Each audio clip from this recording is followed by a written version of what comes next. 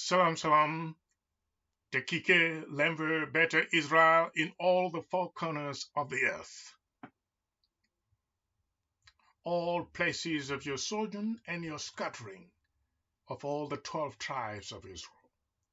I send this message here from the royal courts in the interim, the royal courts of the Amlak Beta Ezirael Kingdom, and my royal court here in Santiago de Chile in South America. This is King Binyam Selamun of Beta Ezirael speaking. I should like to send greetings to all children of Israel in all parts of the world.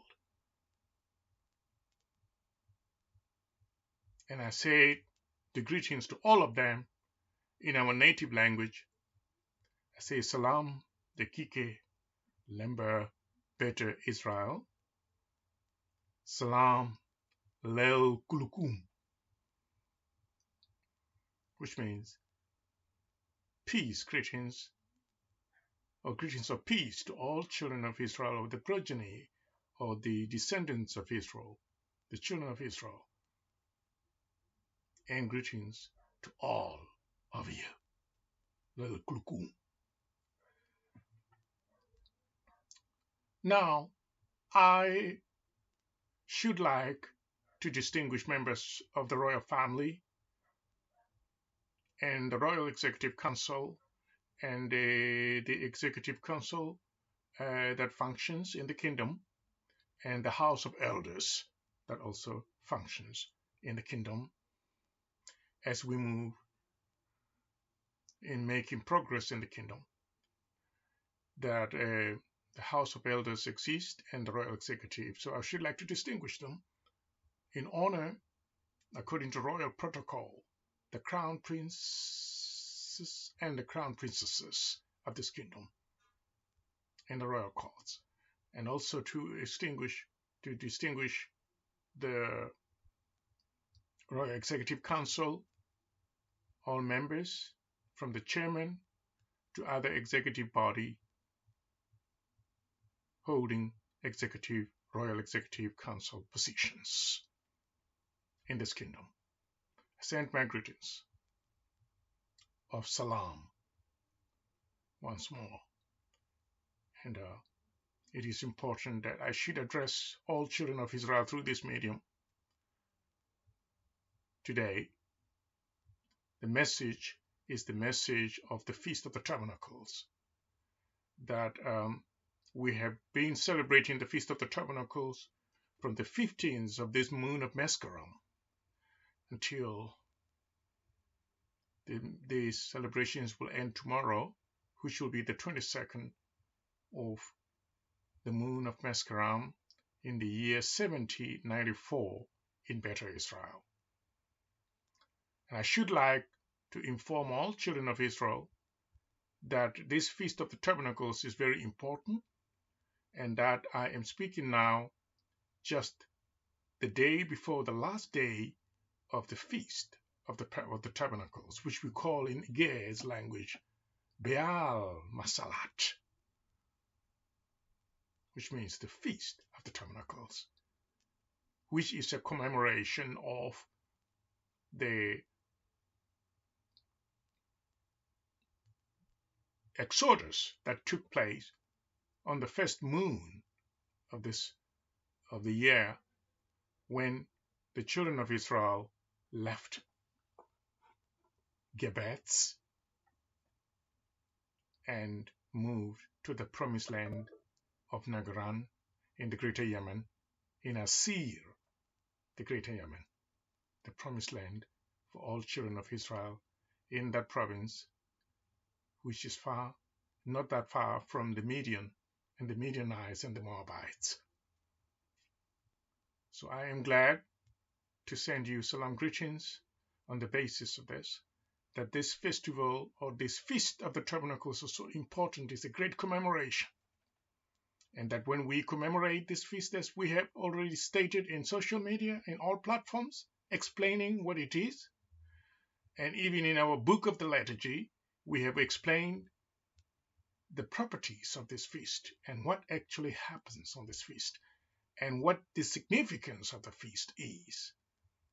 And that we said it is the commemoration of the Exodus, of the great move of the children of Israel under Moses at that particular time, moving and crossing at the Red Sea at Bab el-Mandab, the strait that you know about today, in near Djibouti, and they crossed into Yemen. Yeah, as you know, there is also Aden in Yemen, but they had to cross and walk through the desert sands of the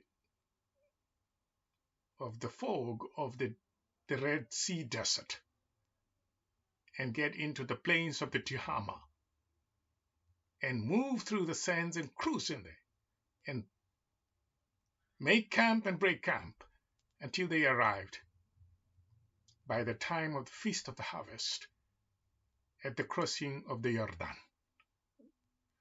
Yes, and remember that this Jordan that they're crossing on the third month, on the third moon of the year.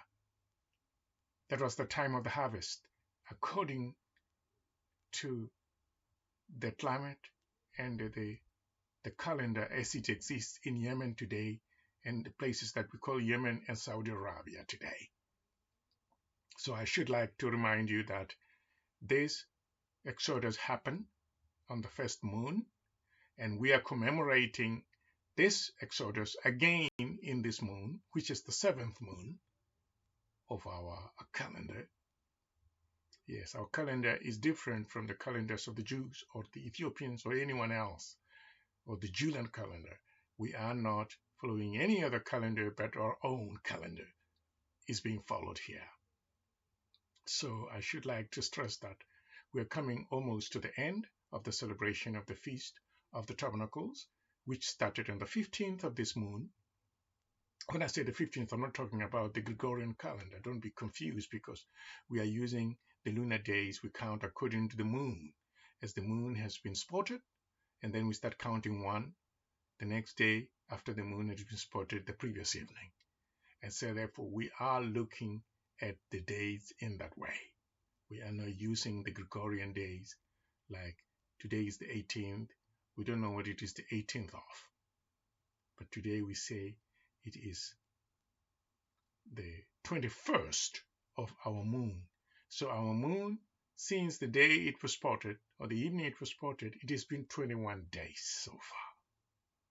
Yes, we've been counting very well, and everybody could see the moon, so there is no confusion about how many days has it been seen, the moon. And so therefore we are basing on facts, on scientific, astrological facts, scientific. Everyone can see the moon, so there's no confusion about it. So it's not a question of our beliefs, our custom, our ways only. Everyone in the world can see the moon and see and count how many days it has been seen in the sky. And when did it fade away according to the counting if the people are observant of the moon? And so we are looking at the moon as it is.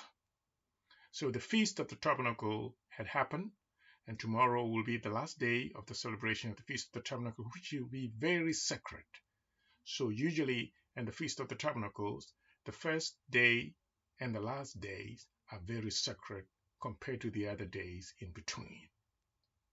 So I send this message out of sacredness and respect and honor and dignity of our feasts as they occur. And remember that we are keeping the commandments. We are keeping the precepts of our El Amlak, the Creator, the Supreme Being above us. And we have the precepts, as you know, they are in our book, Tessasa Sabbat, which means the commandments of the Sabbath, which are the commandments that the so-called Greek Deuteronomy is trying to tell you that there are 10 commandments, but the commandments are here as a book. Yes. So It is the most sacred writings in Beta Israel. Get this book, please, if you would like to know and to learn about Israel and the commandments that you need to obey in order to please the Supreme Creator. Yes, and we are on segment 7 of the liturgy as well. The liturgy which we use, which we call here the deqiqe, Lambda Beta liturgy tells you which feasts are happening and when are they happening and what do you do and what songs to sing and what prayers to pray. And the song, all the prayers and the songs are in the Ge'ez language, the language of Beta Israel.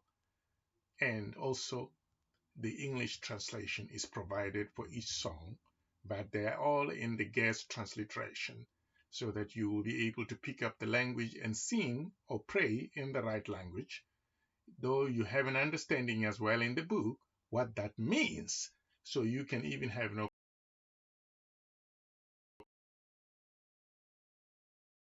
which are written in the Ge'ez transliteration. You can get yourself a copy of this, is on Amazon.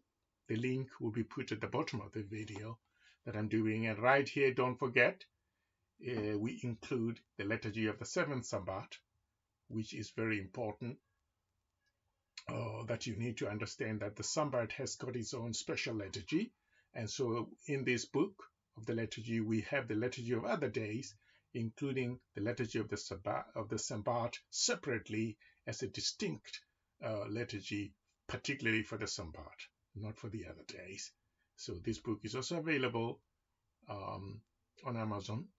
So you'll get a link at the bottom of this video so that you'll be able to get yourself a copy so that you will know where we are in the calendar and what to pray and what to sing and what the significance of each feast is. They're explained in detail in the book. This feast is this, and that's what it's meant for. What is the significance of it? All written here. So the message is that we are grateful to have a great commemoration of the exodus of the children of Israel when they were leaving the land of Gebetz, which is called by the other people who are not Beta Israel, they call it Egypt. We don't have a name like that in Israel called Egypt. We don't have it. We have Gebetz, which is probably supposed to be what is called Egypt now, but it may not be really exactly where the Republic, the Islamic Republic of Egypt is located, because we don't have republics, we don't have things like that, we don't have continents. So we're talking about the lands of the ancestors, the landmarks that are noticed according to our tradition and our division of land system. Yes, and then so we are not talking about the country of Egypt. We are talking about the land of Gebetz, where they were the children of Israel and without a king. And then one day a king was sent to lead them back home to their promised land, where they came from originally, or where they had been before they became servants in Gebetz, which is part of what is Ethiopia today in the Oromo and the Amara region, yes, of the Haragi. So, my people, the feast was important, the commemoration was important. We also had to pay homage to our ancestry as well on this day. And we said to the ancestors in the spirits and the Adha spirits, the Adba spirits, the good spirits of our ancestors who are mediums for us. They are our mediums. We reach through the mediums who are the ancestors. So on this day, on the feast of Be'er Masallat, we were able to reach and pay homage to our ancestors on the mountains. Yes, we sometimes lay down the grains of millet on the roads and let the birds of the air come and eat the grains. And this is a gesture of saying we are offering something to the ancestors, and this is the day of asking for forgiveness of sin. we also not only get forgiven by our Almalak, the Supreme Creator, through the medium of the ancestors, but we also forgive each other. We talk to each other and say, please forgive me, my brother. Forgive me, my mother, my father, for anything I could have done to you. All this time, in the whole year, all my wrongs and all my inconsistencies and my weaknesses, can they be forgiven, please? So we go to each other and say, please forgive me, please forgive me, please forgive me. And so this is the nature of our custom. And this feast was so important because it was a great emancipation of the deqiqe, Amlak Beta Ezirael, from the land of servitude to the great glorious land of promise, which was in Yemen, in the greater Yemen, in Nagaran. According to our language, the place where Yemen sits today was called Nagaran. So they were taken to Nagaran, to Asir, which means number 10, the 10th number. And it took them 40 days and 40 nights to arrive. And they arrived at the crossing of the Yarden, the Jordan, during the feast of harvest. Yeah, so it must also be known to all Amlak Beta Ezirael people and children all over the world that the calendar that we are in use of is not the calendar of the seasons or the times in the lands that you are living in now, where you have scattered to. No, it's not about that. It's the way the seasons prevail and they stand in Yemen and Saudi Arabia regions. That's where the promised land was. And so therefore, when you are celebrating saying, I imagine being in Yemen. In Yemen, it would have been like this for me. In Yemen, in the promised land in Yemen, in Sena, in the lands of Sena, the ancestor, this is what the season would be for me at this time. So you don't have to worry. No, in America it's not winter. In America it's not summer. In America, no, it's not about America. Oh no, in Ghana it's not that. No, it's not about Ghana. It's about Yemen and Saudi Arabia regions where our people had gone to. It is about Nagaran. Yeah, the promised land of Asir, of the children of Israel.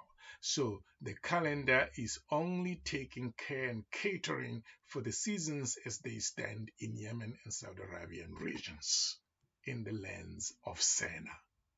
So this must be understood very well, with people saying, but why am I celebrating this? In my area where I am, it is not the season for this. It's not harvest time.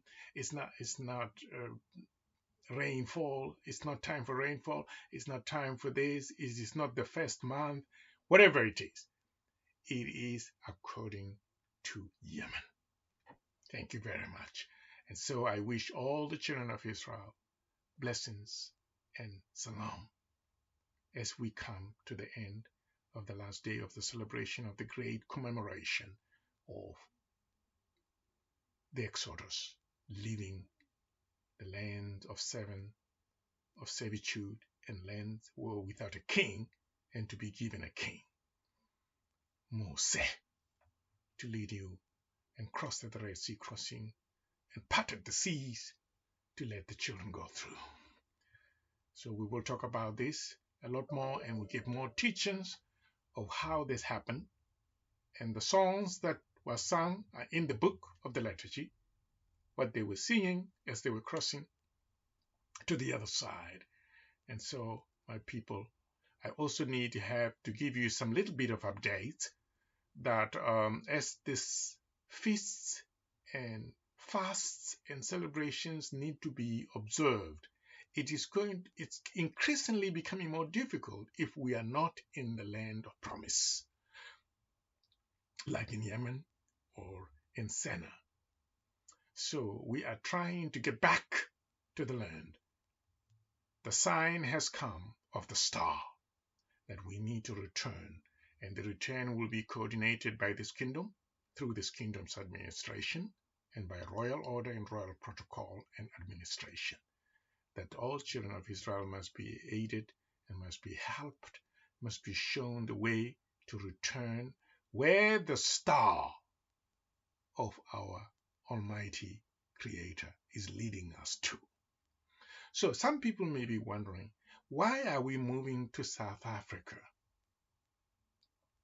Well, the star was leading us there. Yes, the star was leading us there, so we are guided by a star as our compass. Even now, the star is still showing up, saying, the mountains of Makado, which is the Soutpansberg Mountains in South Africa, is where the star is now leading us to. Even now, it's leading me and leading you there. So we go where the star leads us. But there is also a concern that there may be also of settlements, erection of settlements in other places other than South Africa, where the children of Beta Ezirael reside. Like, for example, in the Gonda area of Ethiopia, we may need to design or build some settlements there to get the people around the area to settle there in a good way by trying to provide infrastructure so that they can be able to survive, they can live better there and be taken care of. So we can coordinate different settlements. So in Yemen, we also have the feeling in the Royal Executive that we should negotiate with the government of Yemen to get our people who are in Yemen, who are the remnants of Amlak Beta Ezirael, to be under this kingdom and to be taken care of by this kingdom, and the kingdom becomes their guardian and their shepherd. And so we will negotiate with the government of Yemen for the population of Amlak Beta Ezirael that is still in Yemen to be taken care of and be under this kingdom still. And we set to make an agreement with Yemen on that basis. And then in Ethiopia, we'll do that. And we'll do that also in Kenya and Tanzania regions where our people settled as Sena 2. We will also make arrangements also in Mozambique and also make arrangements in Malawi for the settlements to be erected in each one of the countries that I've just mentioned. And in Zimbabwe, which is very important, when we arrived in Mberengwa Mountains, it was the promised land. Yeah, because the star was landing on the mountains of Mberengwa. We settled there. Then the star moved us further into South Africa from Zimbabwe until we settled. Now we are in the Soutpansberg mountain ranges, which are the Makado Mountains in the Republic of South Africa in the Limpopo province. So, my people, this is the message. Let us not forget, we are moving towards the regions I've just spoken to set up settlements. So the kingdom has resolved that settlements be made through the method. It should be permaculture method, where everything is in harmony with the environment to try to avoid problems of climate change, and also to return to our culture of production, of producing things that are naturally friendly, eco-friendly, that will not destroy the environment. This is part of our culture to preserve the environment. And also, we have to have eco-villages in every one of the countries I've just mentioned.